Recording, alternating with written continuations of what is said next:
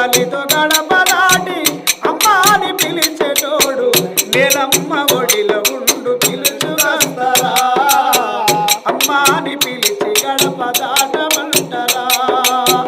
నేలమ్మ ఒడిలో ఉండు పిలుచుకొస్తారా